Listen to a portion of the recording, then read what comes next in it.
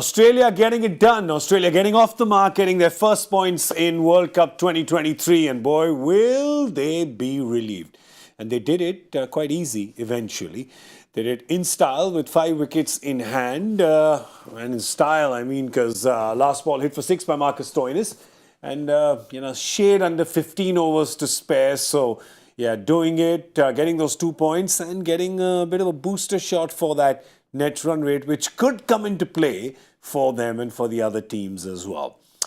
I'm Gaurav Kapur. This is Cricbuzz Live. I have Joy Bhattacharjya and Simon Doull here with me. How loud would the sigh of relief be from the Australia dressing room this evening in Lucknow? Huge. You could hear it in Kanpur. Yeah, huge. And you can hear all those boxes ticked. Yeah. Mitch Marsh getting runs, Zampa bowling well, Stark getting wickets and meaningful wickets, let's put it that way. And then, the finishers finishing. So, yes, huge sigh of relief. Business as usual, not quite usual. I don't think it's still business as usual. But yeah, it's on its way to being business as usual. Yeah, for sure. I mean, they'll take this game. They'll take this game with both hands and both legs. Yeah, needed to win. And, I said a couple of nights ago, they've got 4 teams in a row that they do not lose to at World Cups. They don't lose very often. You think Pakistan, you think Bangladesh, you think New Zealand. They don't lose to those sides at World Cups very often, if at all. So they can easily go on a run. They could be 8 points in the next week and a half. Yeah. And net run rate on its way up. They're still a dangerous side. And that's the thing with Australia. Once they get a little bit of belief, once they get a little bit of that confidence, Cummins, I think he was a big player for them today as far as some of that belief is concerned. Maybe believing in himself and his captaincy a little bit as well. Zampa, as Joy said, huge relief for them, for him to bowl well against a side that traditionally plays spin quite well. And then Marsh and Warner was out early, which won't happen all the time. Smith out very early. Labuschagne in amongst the runs. Inglis proving a little bit of a point after that. Alex Carey, getting dropped after 1 game only. So Inglis just getting his momentum into the tournament. I think there's a lot of boxes ticked and a lot of good things have come out of that. It'll improve their net run rate, and I'm convinced, I said it once or twice already, that this will come down to net run rate at least for that 4th position. For sure. If not for the 3rd as well. For sure. We've been discussing that on the Hindi show as well, that this net run rate, because of the round-robin format, will definitely come into play. So Australia will take these 2 points, and as I said, they'll take this net run rate as well. They'll take it with both hands and both legs, like a bear would hug a tree. So they'll be very happy. They'll be very, very happy today. Sri Lanka on the other side, they're not going to be happy at all today, because for the first 15, maybe even 20 overs, they were in control of this game to a point where you thought, that's it, they're going to knock Australia out. It's going to be a KO. Absolutely. I think that's the big story out here. That 63 for no loss after, the first 2 areas, till 10 overs, look at the rate that they're scoring, 114. And then it just falls away. Yeah, so that's it. Just bring it back to that. 114 at the end of 20 overs for no loss. That's when we were talking. Maybe, yes, the run rate was a little low at the time, but they had lost no wickets and so much in-form batting to come. It was the 21 to 30 where the turnaround happened, and from there on, it was just downhill for Sri Lanka. Yeah, absolutely. I think the big problem was that once the second batsman didn't settle, they needed Kushal Mendis to keep going or Kushal Perera to keep going. Both the openers fell cheap, Mendes didn't get going, and after that, they just didn't get that out of the order. And the problem out here is once the pitch started slowing, they had the confidence to throw Zampa back into the attack. Yeah. Zampa came back in his 3rd spell, did really well for them. And I think that's the key that they're doing. They're now experimenting. They're no longer saying, I'll bowl 4-5 overs as we discussed before. We'll bowl those 3-4 overs. Try and see what happens out here. Rotate the bowling around. Don't expose anyone too much between 11 and 40, and then see what happens towards the end. Yeah, but both the openers, openers went quick. They did their job. Today, the openers, both Nissanka and Pereira are going to say, what's up with the rest of you? They are, but also if you think about the 1 game that's been played on that surface, it got tougher. But what did South Africa have that Sri Lanka didn't have? Someone score 100. Yeah. One of the openers went on and scored 100. Now, Bavuma wasn't overly quick, but it was another very nice partnership. Everyone that came in, we've seen Markram hit a 49-ball 100. He struggled on that surface. Van der Dusen struggled. They all sort of struggled to get the ball away on that pitch. So what it needed was one of those openers to say, once the first one had gone, I've got it. My job now is to get 100. Even if I slow down a little bit, but that's how we get 280. 280 on that pitch, enough. 270, 280 on that surface, I think that's enough for Sri Lanka to be right in amongst the game. You know, it looked like Kushal Perera was doing that because he was not putting a foot wrong today. But that delivery by Pat Cummins, clean bowled, really, right? I mean, it was... That was the game. That was the game. Yeah? Because after that, no... Because see, once you get the top two out, what he's saying is the most important thing out here is time on the pitch. Yeah. Because this pitch is playing slower, so you need time on the pitch to adjust. And if you're not getting time to adjust to the later batsmen, also perhaps they're guilty of not taking the time, going for their shots a bit early. But that tends to happen to you. So they put themselves under pressure and then they found no way to get out of it. Because see, all Australia has been looking for in this tournament is a break. Yeah. They got two, this is their second break. The first break was getting India 10 out for 3. Yeah. And they couldn't capitalize on it. Yeah. This time they actually managed to hold on to their break and do something with it. Yeah, for Sri Lanka, of course, there was not a big score that they had to defend. With their bowling, it was actually a one-man show. When you look down their bowling analysis, these numbers don't lie at all. They probably don't tell you the whole story. They probably don't tell you how good actually Bhattacharjya was today. He's bowled those 9 overs for 38. He's picked up 3 wickets. And, you'll probably see there's somebody who's gone at 5, Velalage has gone a little over 5.5. So it may not look like Bhattacharjya's way ahead of them, but he was head and shoulders above everybody else today, Dooley. Warner, Smith, Labuschagne. There you go. He hasn't just got 3 blokes who bat at the bottom or in the middle or at the tail, Yeah. He's got their three of their best. Yeah. 3 of their best. Warner, Smith, Labuschagne. Brilliant. Swinging the ball, nipping it back to Warner.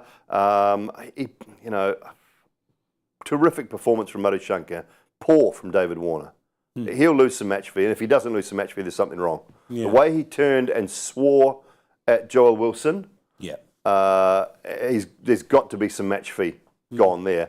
Look, this sort of stuff really bugs me. I mean, it's given out, it's hitting the stumps. So next time David Warner does a bit of fielding and he throws the ball in for a run out and it only just nicks the stumps, and the bails fall off, is he going to go to the batter who's out of the crease, go, sorry mate, it only just nicked, look, come back, come back. If the ball hits the stumps, it's out. Yeah. If it's LBW and you are in front and it is going to hit the stumps, it's out. You can't have your cake and eat it too. If it's not the bails off, it's out. Don't throw a hissy fit. Don't swear at the umpire. He's absolutely right. It's binary. Yeah. It's like saying you're slightly pregnant. Not pregnant, but slightly pregnant. Just a little bit. Yeah, just a little bit pregnant. Either you're pregnant or you're not pregnant. Either you're out or you're not pregnant. Either it hits the stumps or it doesn't. There's nothing in between. There is no grey area anymore. I think if we just see the context, it was probably because Joel had got a couple of those just kind of hitting, missing kind of umpire's call. But yeah, I guess... Calling it at full speed too, man. I mean, he's not bowling 110 kilometres an hour. He's calling it at full speed. It looked like it was an okay shot. I didn't think... When I first looked at it, I thought, it's tight. But he's seeing it one time. Yeah. One time only. And he's making a decision. And in the end, his decision was proved to be right. It wasn't a bad decision. Yep. It wasn't wrong. Correct. You can consider yourself unlucky, but you can't consider yourself wronged to the point of abuse. No, okay, I get your point. Not at all. I get your point. Yeah, but anyway, back to Bhattacharjya. I thought he was superb. Really superb. Swinging the ball, nipping it round. He's a great young talent. If they keep that core of young guys together, there's a lot to like about Wickets as well. I think he's got a lot of promise. He's really simple action, bit like Rangana Harath. So there's enough there to like about what they can produce moving forward. And such a competitor, right? I don't know, there's something about him that just seems like, he's got that baby face, but he looks like he's got a big heart. Yeah. Even in the Asia Cup, he was in the match, he was the man of the match, took 5 wickets, scored some runs. He's feisty. Yeah. And even when he batted, he doesn't look like a very class batsman, but he's the kind of guy saying that, I'm going to win this match for my team. Yeah. I may not have great technique and all, and those guys always do well because they learn technique, they learn everything else. But he has a big, big heart. See, this Sri Lankan side has those pieces. And it's just a pity, today Lahiru Kumara was just abused at the other end, unfortunately. Yeah. So you have one bowler on one side going for 24, 25 runs, and the other bowler has bowled a maiden, and then a double wicket maiden. Yeah. That's the start they had from both ends. And I think that's the problem. If Bhattacharjya had a bit more support. They just can't keep the big fella fit, can they? Dushmantha Chamira, Yep. who I got a lot of time for. I think he's a really good bowler when fit And and a raring to Lucknow go. player. Yeah, exactly. And they just can't keep him fit enough. And you imagine Madhushankar at one end and Chamira at the other, and a little bit of backup if they sort Patirana out. Walalage, if Tikshana, and you've got Hasaranga to come back, Hasaranga. It's a good side moving forward, but the pieces are there, as Joyce said. They just, this is not going to be their tournament. We can see that now, and being 0-3 it's a tough way back. It's not going to they're very, very unlikely to get anywhere near a semi-final spot now. Yeah, true. I mean, they'd be just happy with 2 points right now. Semi-final seems really far away for Sri Lanka. But for Australia, a few tick marks in their batting today. Warner, as we said, Warner didn't get the runs today, and Steve Smith got out for a duck. That doesn't happen very often. But Mitch Marsh, much like his father in 1987, got the first 50 for the country. Young Mitch has got the first 50 in his first 50, right? Yeah. That Australia's got in this World Cup. So father and son, there you go. That's a joy factor question for absolutely. 2027 World Cup. Yeah, we'll put it away in our back pocket. Not now. It's too early. Right. They didn't mature like a fine wine, You got to use it in the 2027 World Cup, because that may just be the last ODI World Cup we see. So What? What? No, I'm with you. I'm with you. You're with me? Dooley's here. Hey, listen. No one's using the 50 overs anyway. No. Why are you playing a 50 over World Cup? Nobody uses that 50. Make it 40. Yeah, 40? Moving forward, make it 40. Listen, 83 was... Well, it's not an outlandish suggestion. In 1983, it was a 60 over World Cup. Yeah. 87, it became a 50 over World Cup. 2031, it could become a 40 over World Cup. Then what? 30 over World Cup? Then a 20 over World Cup. Hey, we already have one of those. So we just have one every year, right? So there's an IPL every year and a T20 World Cup every year. I just showed you the future, man. Put your money on it if you want it. Back to the future. All right, but back to the present now. For Australia, yes, there was Mitchell Marsh right at the top who got runs, but it was a partnership with Marnus Labuschagne and Josh Inglis. And Joy, the good thing about this partnership was Labuschagne was intent on just staying there till the end. There was nothing flashy. Josh was doing the fancy stuff, the fast scoring. But Labuschagne was like, he had just dropped anchor. He said, I'm not going till we're home. I think that's a game plan for them. Either Steve Smith or Labuschagne drops anchor. Whoever's at the other end goes for it. And English was a bit tentative to start off with, just got one past the slips to start off. But once he hit 3 fours, his first 3 scoring strokes for fours. Once he got that out of system, that, okay, I'm hitting the ball, I'm here. Because, every time you replace an established player, it's that much difficult because you always feel somebody's looking over your shoulder. Yep. Oh, Alex Carey's sitting out there in the pavilion, I'm batting out here. So once he got past that, and it's very interesting that his name is Inglis, he's born in Leeds, Yorkshire. He's a Yorkshire man who, he's the only reverse migration for England. An England player who's going and playing in other places. Yeah, usually they outsource. Usually they outsource. They call people from... Exactly, other countries. So he went the other way around, and he went from England to Western Australia, and he, I think, will be a mighty relieved man. And even more relieved than him will be Cummins and McDonald. The guys who chose him over Alex Carey, because they would have been holding their breath saying, we dropped an established player. It's a big call at the start of the tournament. Yeah, he played really well. He's a powerful player. He plays the spin relatively well. Being a keeper, he reads the spin quite well. Loves the short ball. Being a Perth boy, no issue with that. The interesting thing about Labuschagne is when head arrives, he's probably the guy that goes. Labuschagne's probably the guy that goes. So he probably feels like he's trying to bat for a spot in that side, because you would imagine Mitch Marsh drops down, Smith bats 4, or stays at 3, and Mitch Marsh bats 4. So and then Travis Head comes back. Travis Head comes back. He goes to the top of the order, and everybody moves down one, and Marnus just goes back and warms the pine again, I think. But can I tell you something? Go on. It's Marnus. You don't count him out. Well, you can't. Finds a way. No, he does find a way. Luck also finds a way for him. Yes. Yeah, we just see which are the opposing team who will bowl the bouncers in the opposite. Well, that's it. Yes. Or now, after seeing what happened to Kane Williamson, it's going to be a throw as well. Right? Anything can take a place. So there you go. Marnus, he has come in. Of course, he comes into the team because of his talent and his and the strength of his performance and his batting, but also luck. Don't forget, comes in as a concussion sub. This was not on the South Africa tour. No. Twice. Right? So he gets there in Smith's place, and then he plays the game in who got the Cam Green. concussion sub Yeah. for Ken Green. Yeah. And then gets player of the match in both games. And now here he is. The same way his Test career started. Yeah. Yeah, exactly. Concussion, yeah. He was playing in Glamorgan, churning runs out in the England county game, and obviously got on that tour. And then Steve Smith got hit by Jofra. That's how his Test career started. That's what I'm telling you. Don't count Manas out. Finds luck. The universe finds a way to put it in the 11. But you're right. In terms of Australia's plans, that makes sense. Travis Head would come in, and he's come in Head's place, so kind of goes out of the thing. But another very important thing for Australia today was, hello, Maxi. Good to see you, mate.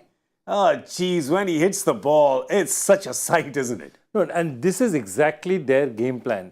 Stoinis, Maxi finishers. Come in there, both players play spin well, both players hit the ball out of the ground. If they can give that acceleration in the 40th to 50th over, that's the key. That's the way the Australian side has been constructed. And so far, it's been misfiring. Yeah. So for the first time, we saw the Australian plan at least come to some sort of fruition. Yeah, I love that picture, by the way, because that picture that's Glenn Maxwell's hitting in one picture, isn't it? It's like just get the leg out of the way, open the body, heave ho! Close the eyes. I think the There eyes you are go. closed. The eyes are closed there. But yeah, look, he's a better player than just that. But I think when he stands still and reacts to whatever's coming down, he can hit the ball anywhere. Yeah. And he can hit any bowler anywhere. Yeah. He doesn't have to hit it 25 rows back. I think it's sometimes that's where he goes wrong, but I think he's working that out. And we said, Sayami was on the other night with Joy and I, and we sort of brought up the fact that sometimes in life, when things just settle, wife and baby, and life just becomes a little bit more comfortable and relaxed for you, it can transpire and transform onto the cricket ground. Yeah. And I think his life is in a really good space at the moment, and I just think we're seeing that now. And he went through those mental health battles, and he was very open about that 2 years ago, 2.5, 3 years ago, and he was really open about it all. And I just think that there's a lot to be said for really good, comfortable, happy life off the park transforms to your performances on the park. Can we just say, I mean, I know they've lost 2 and they've just won 1. What was that? 1-1 was a racehorse and 1-2. You want to hear it? Yeah, I want to hear it. 1-1 was 1 racehorse, 2-2 was 1-2, 1-1 race one day, and 2-2 1-1-2. There you go. Yeah, you guys get that? How much wood can a woodchuck chuck if a woodchuck could chuck wood? As much wood as a woodchuck would if a woodchuck could chuck wood. Your turn, Joy. No. Okay. I'll say Moses supposes his toes are roses, but Moses supposes erroneously because nobody's toes are roses of Moses, as Moses supposes his toes to be. Yay! She sells seashells on the seashore. All right. Enough. Coming to... who are you talking about? We were talking 1-1. about... 2-2? Maxi. You were saying something about 1-1 or 2-2? What were No, 1. Oh, sorry. Oh, Yeah, you were I talking got about it. 1 It's back. You were talking about 1 win. I was. It's back. They've lost 2 and they've won 1. That's right. 1-1 was... No, they've lost 2 and they've won 1. Can we say... I mean, I know a lot of people will be saying it and a lot of people will oppose it, saying it's only 1 win. Is Australia back? One can say. There you go. They are better. They're better placed than they were. Obviously, they've moved up the board a little bit. The win will do them the world of good. That would have been hurting after the first 2. They played 2 teams in the first 2 games, as Joy said in the opening show, that are teams they would have looked at and thought, if we could sneak 1 win against those 2 sides, we'll be in pretty good heart. They now play another 3 games in a row. I think their fixtures are something like Pakistan, Bangladesh and New Zealand in the next 3 fixtures. I think that's right. And to me, as I said, they are teams they do not lose to at World Cup events. Yeah. They just very rarely lose to them. So, they could be 8 points after the next 3 games and then right in the mixer. And I'll say it again, nobody will go through. I don't see any team going through this round robin unbeaten. Yeah, so it's going to come down to wins and losses, net run rates, all of those things. And if they go on a little run and they get some confidence, they could be a horrible team to play. As long as nothing is decided by boundary count, I'm okay. That's it. That's all I ask. I think that's out now. Isn't boundary count out? Boundary count is gone. Law change. That's it. Law change. Never again. Good. Thanks, heaven. Yeah, never again. Well, there you go. So I feel like it was too early for people to write the Australian campaign obituary, as a lot of people did after those two games. Perhaps may just be too early to, kind of count them as semi-final contenders. Even now, they are number 8 on the list. But I guess it's too early to call anybody anything right now because it's just a few games in. I guess as the days go by, we reach the halfway point of the tournament. Perhaps it'll become a little clearer where...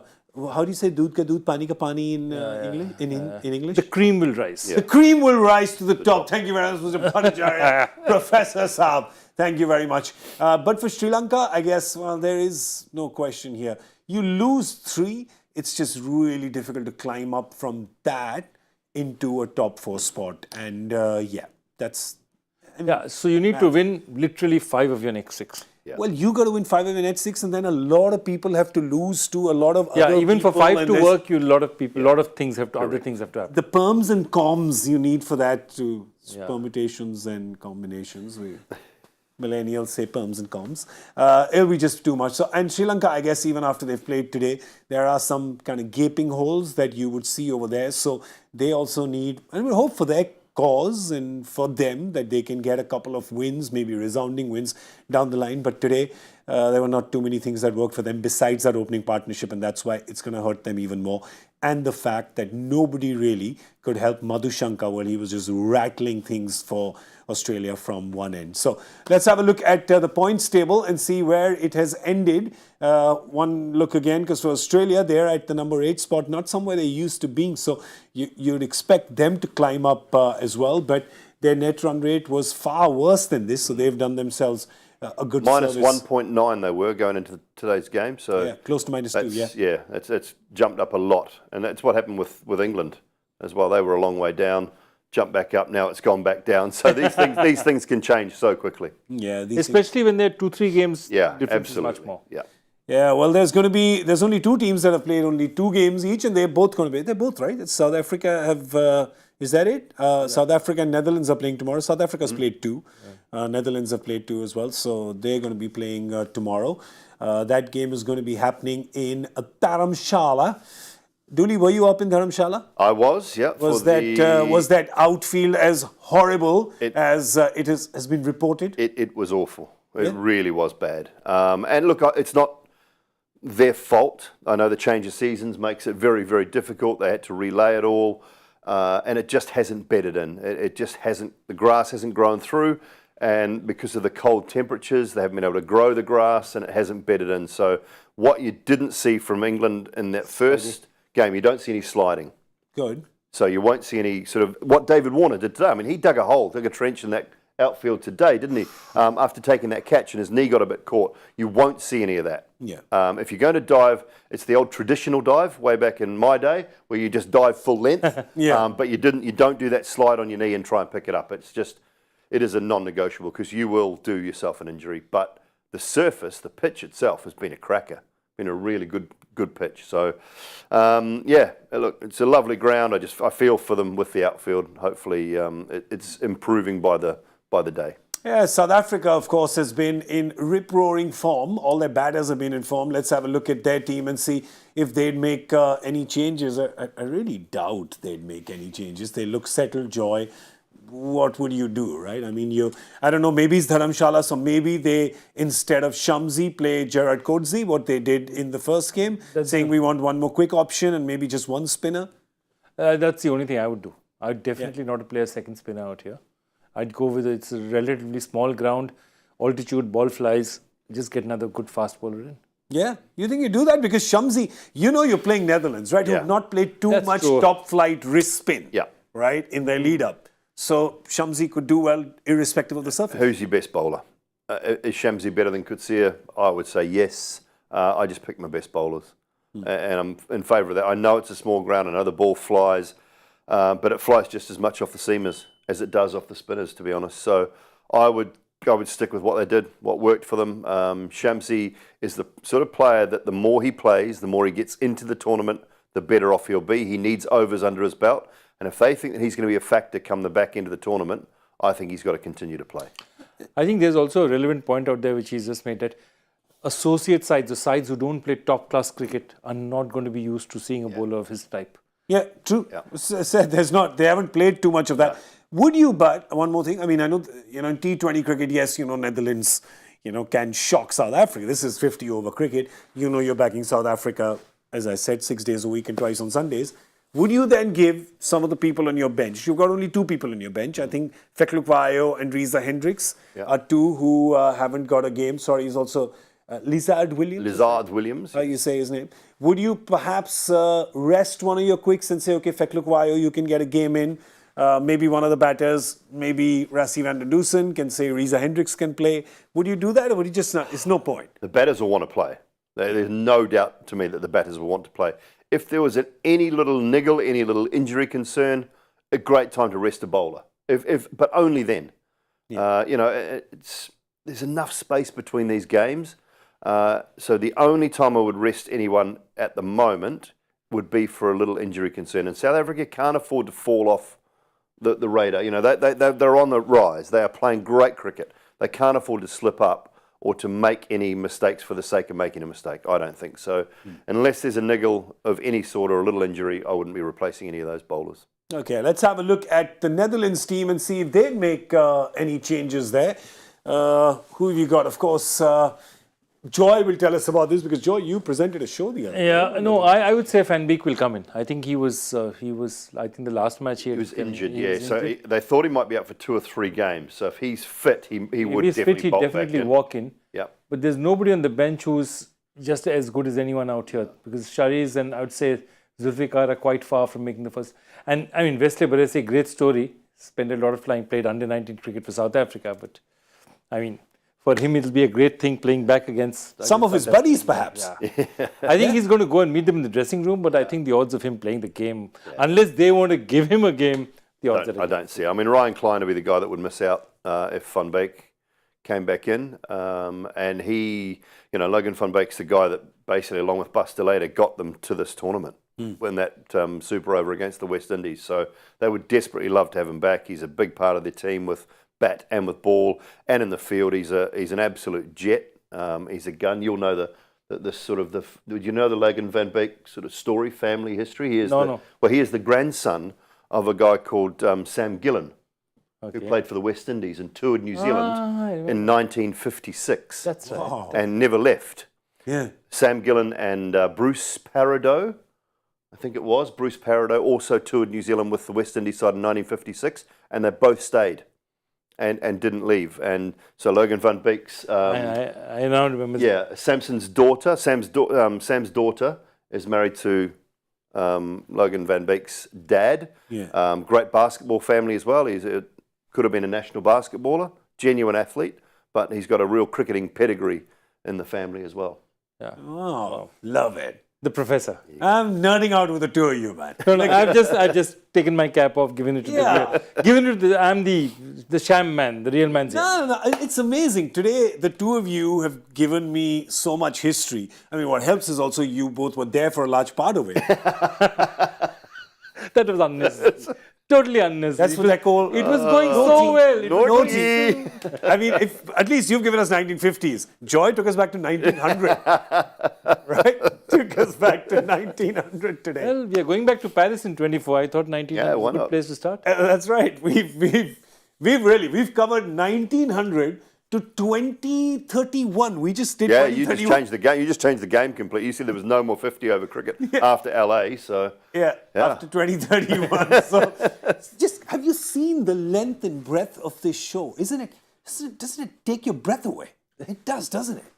You need to breathe a little bit. So we'll go because we don't want you to collapse with lack of oxygen.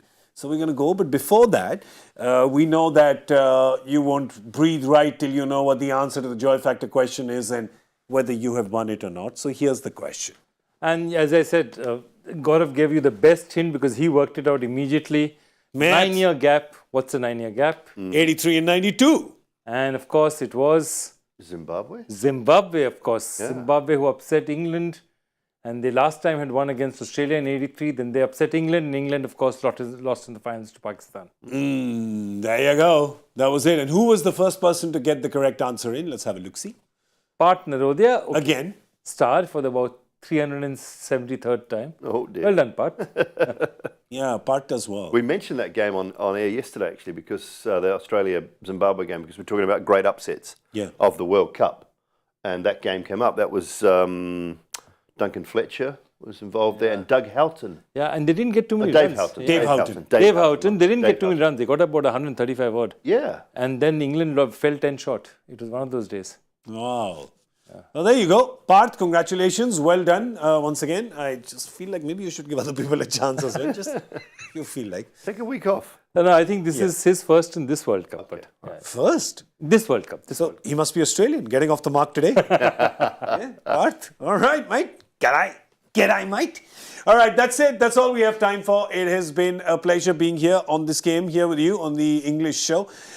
Big thank you to Joy Bhattacharya and Simon Doull. Thank you so much, gentlemen. Thank you for being here all day. Thank you so much for watching from all over the world. We're going to come back tomorrow. That's at 1:30 p.m. Indian Standard Time. So do join us then. That's going to be the lead up to the South Africa and Netherlands game. I'm Gaurav Kapur, wishing you a good night or a good afternoon, depending on where you are. Take care. Peace out. Peace out.